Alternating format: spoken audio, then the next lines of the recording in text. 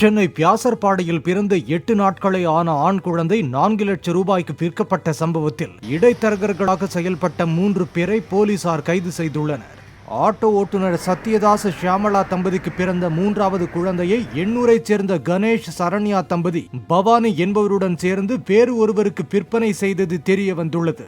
இதையடுத்து இடைத்தரகர்களாக செயல்பட்ட பவானி, கணேஷ், சரண்யா ஆகியோரை போலீசார் கைது செய்துள்ளனர். மனைவியை மிரட்டி தனது குழந்தையை விற்ற தந்தை சத்யதாஸை போலீசார் ஏற்கனவே கைது செய்துள்ளனர். 2 பெண் குழந்தைகள் இருந்த தங்களுக்கு 3வதாக பிறந்த ஆண் குழந்தையை பிரிய மனம் இல்லை என தாய் ஷியாமளா அளித்த புகாரில் நடவடிக்கை எடுக்கப்பட்டுள்ளது.